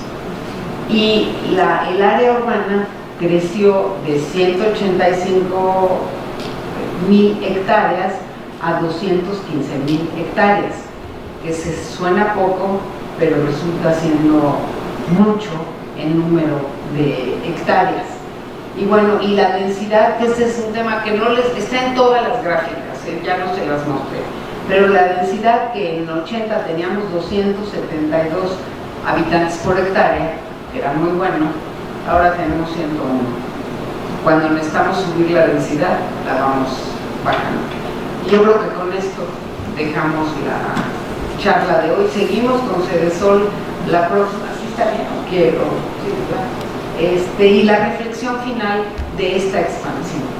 La expansión de las ciudades es muy compleja, porque las ciudades hoy deben ser densas, compactas, integrales. Tenemos que atender urgentemente el transporte público sustentable, que hagamos menores tiempos y costos de movilidad, y esto solo es posible en transporte público masivo, menores tiempos y costos de movilidad. La gente que vive allá muy lejos gasta en moverse lo mismo que gasta en el pago de su hipoteca, demasiado. Y además, a nivel internacional, la recomendación es que el binomio pago de hipoteca y gasto en transporte nunca supere el 35% del salario, pues en México anda en el 50%, por eso vemos casas abandonadas también. Ciudades incluyentes y articuladas, por supuesto, un desarrollo urbano sustentable, condiciones de igualdad en el acceso a la vivienda y servicios, que esto es uno de los retos muy fuertes, y revertir los altos costos asociados a la expansión urbana. Creo que aquí le dejamos, y la próxima clase hablamos de los desarrollos urbanos integrales sustentables. Muchas gracias.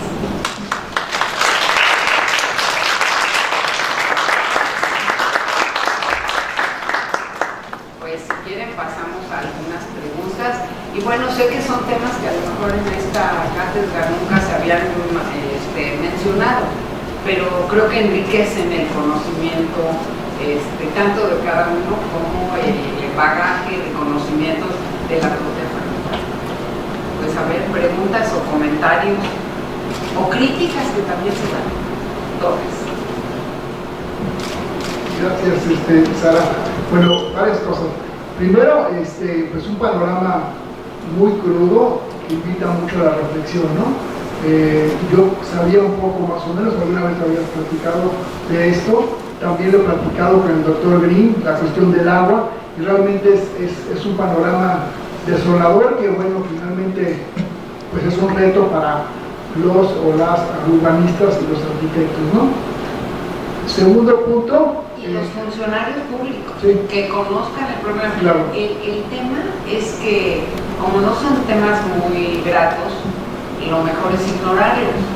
Y no vamos a resolver nada si no los conocemos y los reconocemos como retos. Gracias. Segundo, bueno, además de felicitar tu labor al frente de la subsecretaría, una extensión de reconocimiento a Pepe, porque de verdad que un trabajo de una funcionaria como tú que se compromete implica también pues una comprensión, como lo dijimos al inicio de la cátedra, de un equipo, digamos, de profesionales que son los dos, y pues no es fácil estar 7 semanas fuera, y Pepe, además con el trabajo profesional que implica, ¿no? Por supuesto, sí regresaban unos fines de semana, pero de repente se juntaban 3, 4 que no podía regresar, entonces le decía, ahora ven tú, aquí al fin de semana. Que le faltó a Sarita comentar que además sabía de lo que estábamos haciendo en el despacho. Sí, claro, sí. Estaba integrada en los proyectos que vieron ahora, algunos de ellos estaba totalmente integrada. Sí, por eso mencioné la parte personal y la parte profesional dentro del despacho, lo que implica, ¿no? Y Pepe era consejero en todos estos temas, por supuesto, era mi consejero estrella. Y por último, me gustaría saber tu opinión, Sara, ya de un asunto muy puntual en la cuestión del espacio público en la que tú nos has mostrado toda tu expertise, ¿no? Sabemos que en la pandemia pues se dieron facilidades para que los restaurantes volcaran su área de servicio a las calles. Y es algo que difícilmente se podrá revertir, porque ahora, ¿qué restaurantero va a querer regresar al status quo anterior? Es un problema de espacio público, porque no solamente es el espacio que usan ellos, sino los entrecruzamientos con el peatón que ve invadida su acera. Habíamos incluso alguna vez platicado con Elodia también este asunto. ¿Cómo afrontar este reto que es nuevo? Porque sucedió como producto de una pandemia, ¿no? Saber tu opinión, porque yo tengo sentimientos encontrados respecto a este tema. Gracias. A ver, sí, coincido plenamente que los restaurantes ya no van a regresar al interior, porque además hay un tema que se ha añadido, que cuando descubrimos que comer al aire libre es tan agradable, el usuario tampoco quiere regresar a él. Entonces, lo que hay que generar, pues sí, es un estudio y una legislación sobre el uso del espacio público, y a lo mejor mantener horarios. El restaurante que hable a la 1 para la comida, pues que en la mañana tenga libre la banqueta, sí tenemos que hacer ejercicios importantes. Es un reto nuevo y por lo tanto hay que estudiarlo y hay que hacer algunos ejercicios piloto para que funcionen mejor. Pero sí es un gran reto y sí llegaron para quedarse. No se van a regresar a los espacios interiores, te digo, porque además se une la preferencia del usuario, que hoy preferimos sentarnos afuera, ¿no? Y sí nos quedó el tema de no estar en espacios muy cerrados y nos gusta mucho comer. Hola, buenas noches. Gracias por tan rico trabajo. Cuando uno inaugura una obra, siempre es muy satisfactorio ver los beneficios que se logran, ¿no? En este caso, por la gestión arquitecta de haber logrado 4.500 espacios públicos durante la gestión en la subsecretaría.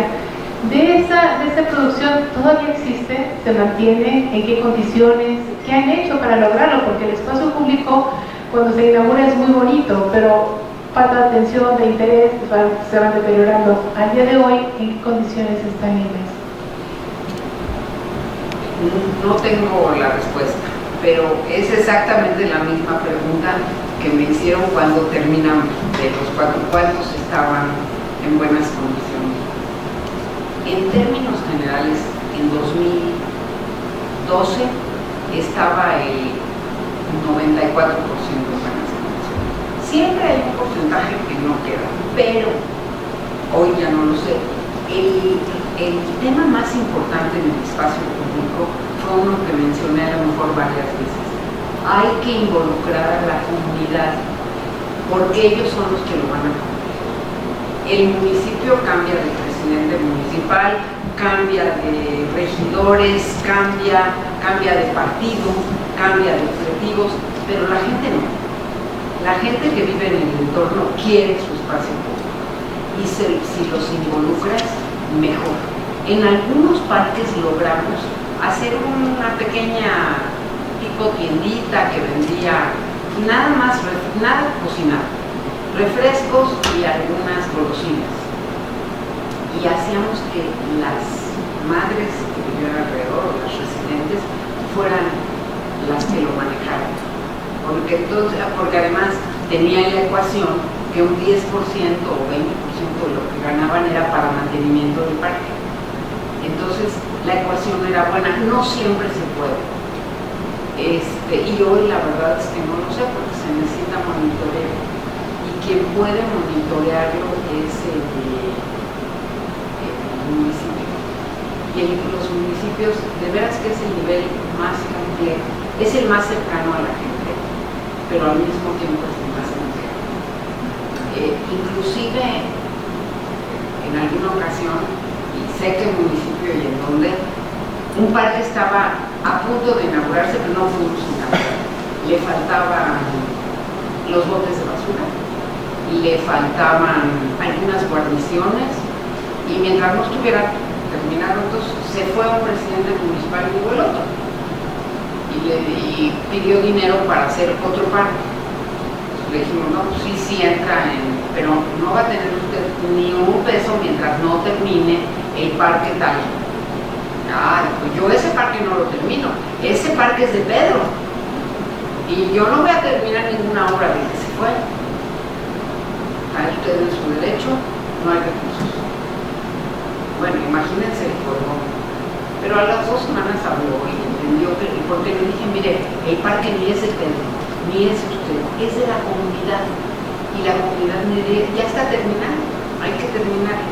Lo terminó, pero sí hay poco entendimiento que el servidor público es eso, un servidor público que atiende a la comunidad que vive del servidor público. Pues sí, muchos deberán estar mal. Si no tienen seguimiento y mantenimiento, sí se detecta el reto del espacio. Doctor. Una pregunta de... Hay preguntas en Zoom. Invitamos a Ricardo Cruz a que formule su pregunta directamente, por favor.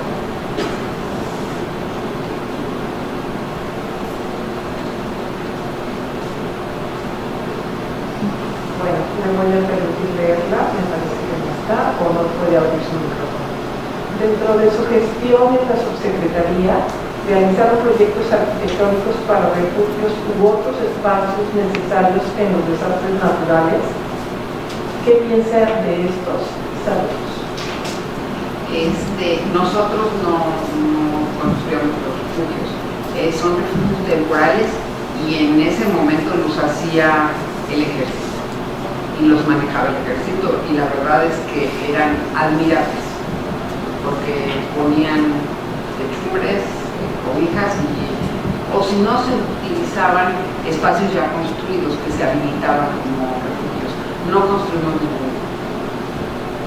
Nada más dábamos el apoyo, pero no construimos. Ustedes dos, una reflexión, no puedo esperar. El contenido. Hay un dicho, un deseo, que dice que se trata de todo gran hombre en el disco. Bueno, creo que eres una gran mujer, pero también voy a citar al revés, detrás de una gran mujer, la dejo, porque eso no puede ser que sea de otro modo. Y yo que quise tanto a Estefanía, fue mi compañera de escuela, y una gran amiga mía, su amigo también. Ustedes también. No se puede. El hombre y el niño, como es el matrimonio, que uno brille y el otro no brille, es una cosa. Empiezo por ser. Segunda cosa mía. Nosotros estamos muy conscientes, muchos profesores de aquí de la universidad, estamos muy conscientes de muchos de los problemas que tenemos en el mundo. Nosotros hemos aprendido de ustedes, de muchos funcionarios públicos que nos han enseñado, nos han mostrado los problemas. Yo creo que uno de los problemas que tenemos, yo percibo, hablando de territorios que tú conoces muy bien, de hecho sabes que yo también conocí como Mosquinoca, por ejemplo, ¿no? Santa Fe. Sí. Es como un poquito de esos planos. Uno de los problemas que tenemos es cómo son las personas que actúan por intereses propios. Y el problema que tenemos es que es un problema de que hay gente con mucho dinero, para su trabajo, para los ellos, que tienen un poder inconmensurable. ¿Por qué? Porque habla con el presidente, cena con el presidente, con actual, con el anterior o con el otro. Estos tienen un poder muy grande. Y estos tienen entonces un poder de actuación muy grande. Tú mismo estabas más de cosas. Pero también por el otro lado, tenemos un grupo de mexicanos que han estado a la espera de que la revolución les cumpla. La revolución mexicana de 1900. Eso no se quiere aquí. El país tiene 50% del territorio de ejidos, pero solamente ocupan las ciudades menos del 1% del territorio, menos del 1%. Y en el mejor de los casos va a ocupar el 1% por el crecimiento que esperemos hasta aquí, pero que se presume que en el año 55 se acabe el crecimiento poblacional, lleguemos a 155 millones, y ahí quedamos. Yo creo que el reto es un reto para empezar, y esto es lo que se dice aquí en la universidad, es que necesitamos todavía pensar cómo vamos a acomodar a estos 25 o 30 millones de mexicanos que todavía no están. Todavía no están. Eso es una cosa, vamos a incorporar, caray, a una cuarta parte de los que ya estamos. A eso necesitamos construir esa ciudad, porque vamos a tener 90% de seres mexicanos en ciudades y solamente el 10% en el campo. Entonces lo que tenemos que hacer es una velocidad extraordinaria. Esa velocidad es de 2022 al 2055. Ya después no vamos a crecer. Entonces el reto es fenomenal.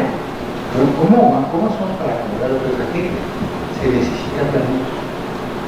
Se necesita pensar cómo acomodar.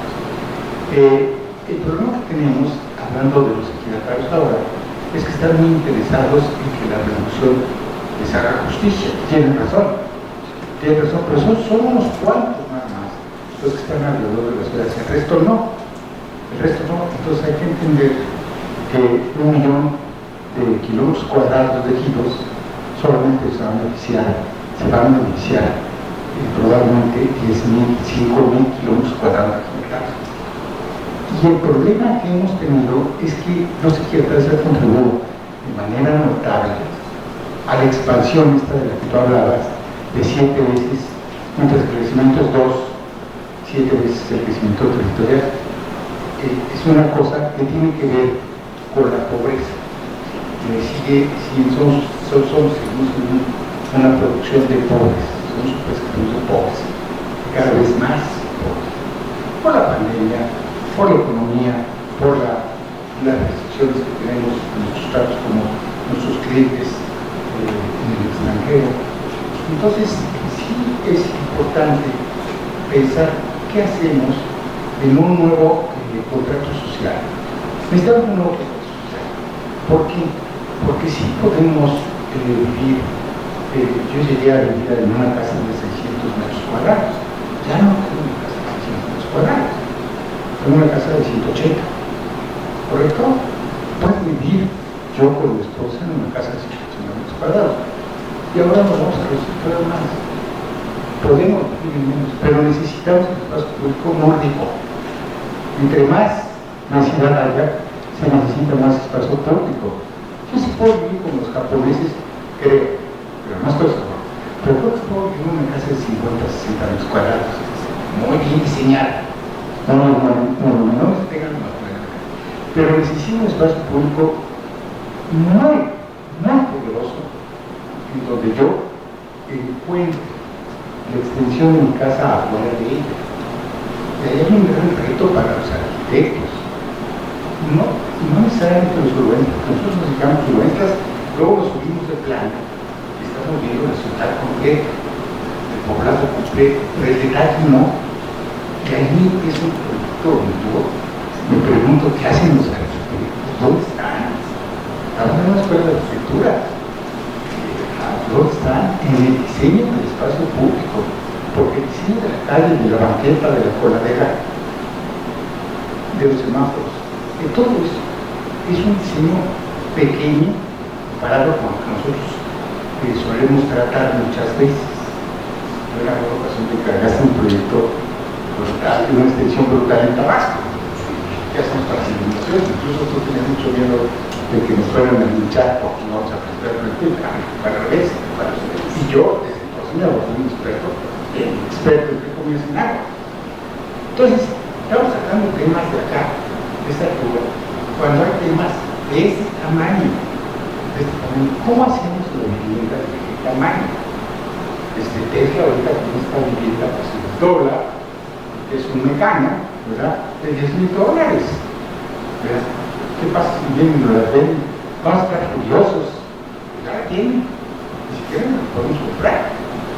Está totalmente prefabricada, nosotros estamos en alquiler. Y en el futuro, con la robotización, vamos a tener muy pronto un problema de que con el 30% de la fuerza de mano de obra vamos a el país. El 70% no va a tener trabajo porque no se va a necesitar empleos por la robotización en México, no hay otra. Entonces, ¿qué vamos a hacer? Necesitamos un contrato social distinto. ¿Qué va a hacer esa gente? Se va a volver loca. Va a pasar lo que pasó en Japón hace 20 años, que tuvieron que inventarse en japonés. Entonces, yo creo que todo esto que tú nos enseñas, una cosa que no escribo, pero otra sí. Yo creo que debemos estar todos nosotros en la Facultad de Arquitectura, tenemos el privilegio, es un privilegio tratar. Es un privilegio. Yo llegué aquí y te atrapo, es un hoyo negro de la universidad. No te sales, el chopa hasta la luz. Y tenemos la oportunidad de tratar a 7,000 alumnos, ¿verdad? Desde la licenciatura, el posgrado, el doctorado, todo. Pero es que es de tal manera, de tal tamaño, los problemas a los cuales nos tenemos que seguir enfrentando, pero a una velocidad muy rápida. Entonces necesitamos la animación,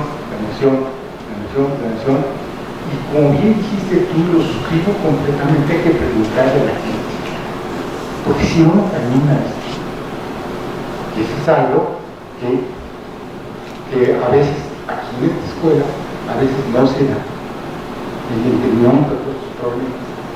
Y entonces entender que algunos de nosotros podemos trabajar a cierto nivel, otros a otro nivel, otros a otro nivel, pero que hay quien tenga que hacer trimonte, que es esto que es más chiquito que el macramé.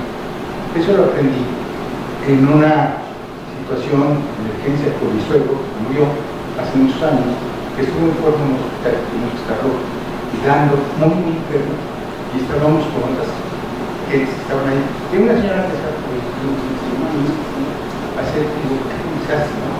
Y está pequeñito, bueno, estas son las escalas que hay que entender. Y los arquitectos debemos estar preparados para trabajar en escala que nos vaya tocando trabajar. Que puede ser desde esta chiquita hasta esta grandota. Entonces, cuando tú hablas de esa cantidad de proyectos, son cosas. Veamos siempre.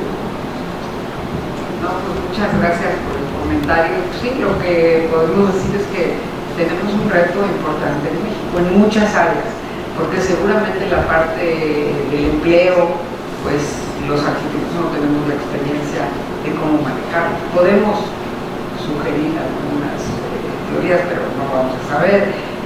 Estamos más cercanos al reto de las ciudades, ¿por qué si hay tanto territorio en México, muchos te lo dicen, ¿por qué no pueden seguir creciendo las ciudades?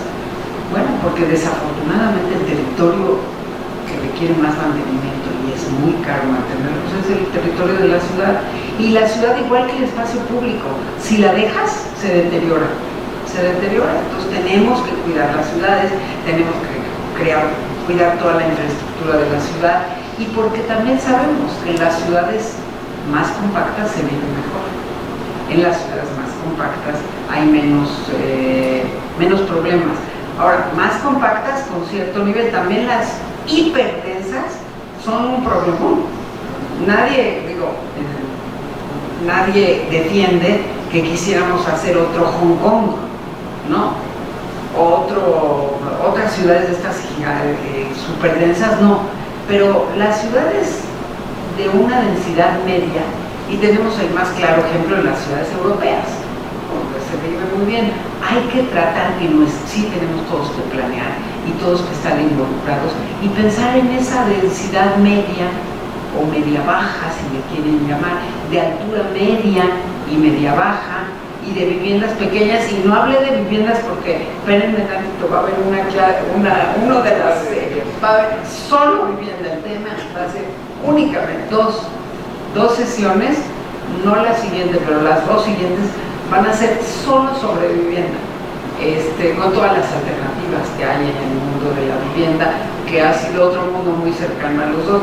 Y esto que decías, sí es cierto que hace años se decía que atrás de un gran hombre siempre hay una gran mujer, o viceversa. No, yo creo que el mundo actual es al lado. Caminamos de lado, al lado de un gran hombre, una gran mujer, y al lado de un gran hombre, una mujer. Vamos al lado. Bueno, es una enseñanza de mi papá, que decía, nunca mires para arriba porque te vas a sentir menos. Nunca mires para abajo porque te vas a sentir. Mira, te duele el corazón. Mira a tu lado y jala a todos contigo. Porque juntos, lado a lado, es donde tenemos fortaleza, donde somos creativos, donde podemos aportar. Y entonces yo los invito a que estemos todos de lado y fuertes, y van a ver que este país, como va a ser todavía un mejor país. Gracias. Y la universidad va a ser una mejor universidad. De aquí somos egresados, pues Pepe y yo, así que, ¿qué les puedo decir? Es nuestra universidad, nuestra alma mater. Pero creo que por ahí hay otro comentario. Estar de acuerdo con los ¿Se puede presentar, por favor, para los que están en su... Bueno, ¿sí? ¿Se escucha? Ok. Yo estoy de acuerdo con los conceptos. Si te puedes presentar. Soy José Luis Bermúdez Alejo, vengo de la FES Acatlán, soy arquitecto egresado de la FES de la ENA famosa, y estoy de acuerdo con los conceptos que están vertidos, pero mi preocupación va más allá. Ojalá que estos conceptos se viertan en un plan de estudios para los nuevos muchachos, que son los que a fin de cuentas van a llegar, porque nosotros ya estamos de salida. Esto. Estoy totalmente de acuerdo. Y por eso presentarlo aquí, porque yo pienso que los jóvenes tienen que estar conscientes de esta problemática que existe y que ellos son los que pueden aportar y hacer la diferencia. No son los retos que van a enfrentar en la vida profesional, como dijo el doctor Green, de todas las escalas. Todas, tenemos que llegar hasta la escala, como decía, la escala microscópica que es el espacio público, pero también a la escala macroscópica como aquel plan para Tabasco, que pues en todas las escalas tenemos que estar. El maestro Vicente Flores Arias tiene una pregunta, le invitamos a que la presente. Bien, parece que hay un problema de comunicación, nos permitimos leer su pregunta. ¿Qué puedes decirnos, Sarita, acerca del ascendente ejecutivo que pudiste tener como directora de área, como en el INBA, comparado con tu papel como subsecretaria? No entendí el inicio de la pregunta. Dice, acerca del ascendente ejecutivo que pudiste tener como directora del área como en el INBA, en comparación con tu papel como subsecretaria. Son dos ámbitos diferentes, pero en los dos tenía yo un nivel arriba. Entonces, siempre había esta consulta. Yo creo que es sano poder rebotar las ideas y los conceptos con otra persona, porque el INBA también era a nivel federal. Entonces, quien estaba arriba en el INBA era o el director de Bellas Artes o la directora de una junta. Y en general había bastante autonomía. Entonces no fue muy complicado. En la secretaría, también con quien tenía yo que consultar era con el secretario o secretaria de Sedesol. Y pues sí, había temas que eran complejos de explicarles, porque, como les digo, la primera secretaria no entendía por qué estaba ahí esta área. Bueno, más allá nos pedía el presidente en su momento planos de alguna ciudad, la primera que hicimos fue de Monterrey, de los lugares donde estaban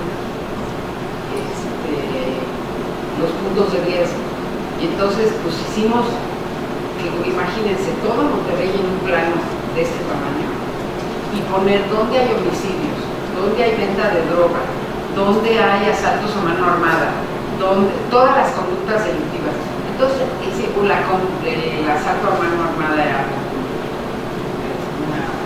una espada, los homicidios, asesinatos eran una pistola, la venta de droga pues era una bolsita.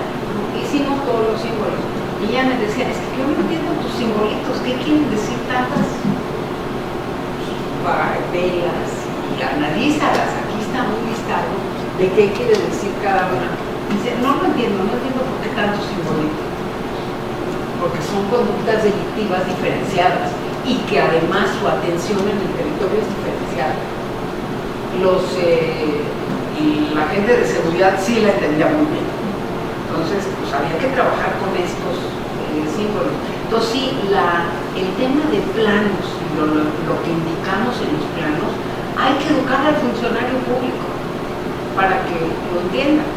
Bueno, y hay que educar a los funcionarios públicos a que entiendan que un plan de desarrollo urbano dice lo que dice y no hay que hacer lo contrario. Porque ya vieron en Acapulco, hicieron lo contrario y habían 20,000 casas inundadas, que no se vale porque además dañan el patrimonio de 20,000 familias. y eso lo veremos cuando vea la próxima vez, que les da en nuestro país mucho de hablar el número de viviendas. Y el número de viviendas está muy bien, pero hay que traducirlo al número de personas. Porque a las que dolemos, a las que les causamos un daño, cuando no se considera el número de personas, es a las personas. Entonces, ese es un tema que todavía en vivienda nadie lo quiere entender. No quieren hablar de número de personas, porque es más cómodo hablar de número de viviendas. Entonces, sí se necesita educación. Esto que dijiste que hay que educar a las siguientes generaciones es fundamental, pero también habría que tener un curso básico para quienes entran en la función pública, desde el ángulo territorial, porque sí es un reto muy distinto. Pues muchas gracias por sus preguntas, espero haberle contestado a Vicente. Espero que te haya contestado y que nos veamos la próxima vez. Qué gusto. Bueno, pues buenas noches a todos. Hasta el próximo mes.